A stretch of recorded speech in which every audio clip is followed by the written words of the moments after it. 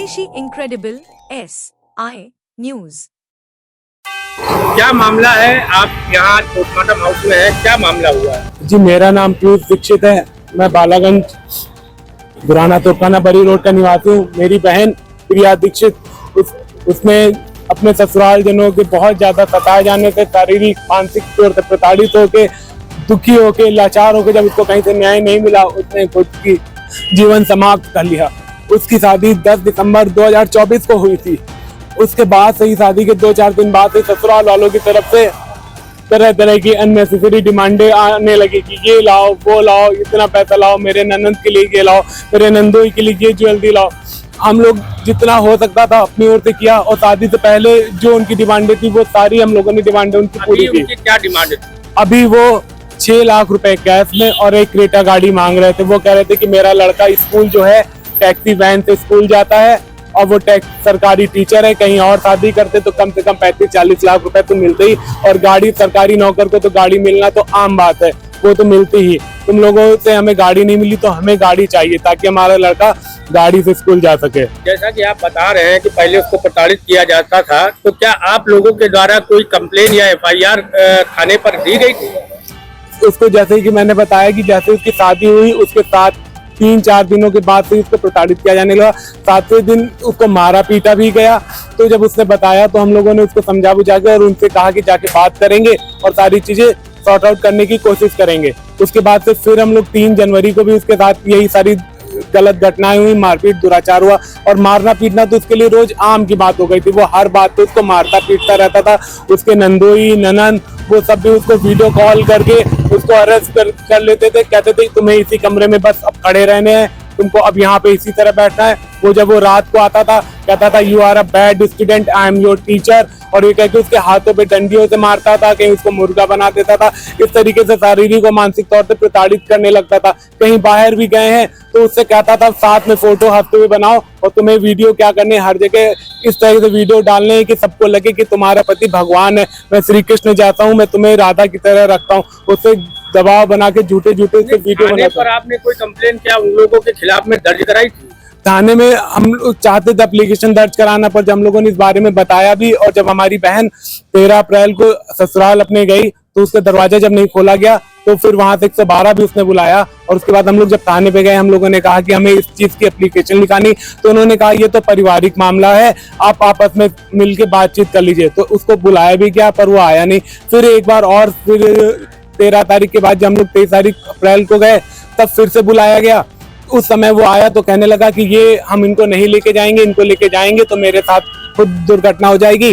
फिर हम लोगों ने पुलिस में कंप्लेन इस तरह करते हुए 13 मई को एक हमारी ओर से कंप्लेन दर्ज हुई है, और जिसमें कि पुलिस ने उस FIR हमको दी है। बट ये काम होते होते बहुत लेट हो गया। हम लोगों ने ITRS भी किया, जन सुनवाई पे भी गए, ADGP से भी मिले, हर सबसे मिलते सब लोग यही कहते ये तो पारिवारिक मामला है, ये तो पारिवारिक मामला है। ये पारिवारिक मामला कैसे हुआ? एक लड़की को, ये कौन लोग हैं, क्या क्या नाम है इन लोगों के? ये पुलिस महकमे के लोग हैं जिन्होंने ये कहा है कि ये पारिवारिक, और जो अगर जो अभियुक्त हैं, अभियुक्त में उनका पति का क्या नाम है? उनके पति का नाम है शुभम टंडन। ये सरकारी मास्टर हैं, प्राइमरी मास्टर हैं। इनके पापा का नाम है गिरधर टंडन, इनकी मम्मी का नाम है गीता टंडन, इनकी दीदी प्रियंका, सोनी, नेहा, और इनके जीजा का जो नाम है हिमांशु, चेतन और प्रत्युष।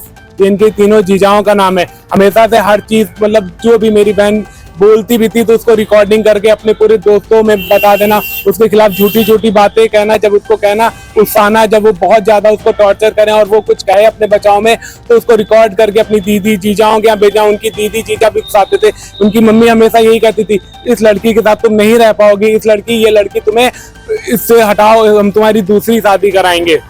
तो अभी आप क्या चाहते हैं? अभी जैसा कि आपकी रिपोर्ट, क्या अभी आपने कोई कंप्लेन थाने पर दर्ज कराई है इस कांड होने के बाद? हाँ, हमने पुलिस थाने में जाके मेरी बहन को जिन्होंने प्रताड़ित किया है उसको मानसिक तौर पे, शारीरिक तौर पे, जिसके कारण उसने ऐसा कदम उठाया, क्योंकि जिम्मेदार यही लोग हैं। तो मैंने उसके पति शुभम टंडन, उसकी सास गीता टंडन, गिरधर नारायण टंडन उसके ससुर, और उनके तीनों ननद, उनके शुभम टंडन के और उनकी तीनों बहनों के खिलाफ दहेज और शारीरिक प्रताड़ना और जबरदस्ती मतलब घर से निकाल देना, उसका सारा धन हड़प लेना और हत्या के लिए, और उसको आत्महत्या जो उसने अपना शरीर अंत किया, अपनी जीवन लीला समाप्त की, उसको में भी मेन हाथ तो इन्हीं लोगों का है। इन्हीं लोगों ने उठाया, तभी उसने ऐसा किया है। प्रशासन से आपको कोई मदद मिल रही है? प्रशासन ने अभी तक 8 बजे के बाद 9:30 बजे, 10 बजे, 11 बजे सुबह ये सब इसका होता रहा। रात की पूरी 9, 9:30 बजे के बाद से इतना समय हो गया, अभी तक हो गया, कोई गिरफ्तारी ही नहीं हुई अभी तक, बल्कि इनके सारे परिवार वाले चौक में। और प्रदेश में माननीय मुख्यमंत्री योगी आदित्यनाथ जी है, तो उनसे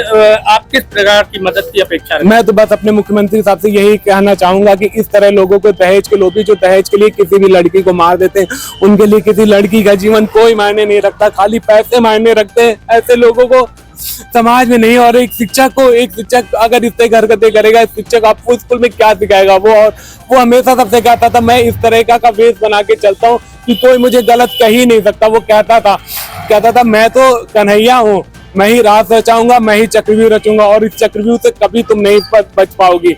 वो हमेशा कहता था। जब थाने में भी आया उसने यही कहा था, उसने थाने में मेरी बहन के साथ बहुत ताकि उसने यहाँ थाने में भी सबके सामने कही था, कोई भी पुलिस, कोई भी न्यायालय, कोई भी वकील तुम्हें कभी भी न्याय दिला ही नहीं पाएगा। मैं दूसरी शादी करूंगा और देखना वो तुम कुछ नहीं कर पाओगी। थाना ठाकुरगंज लगता है। हम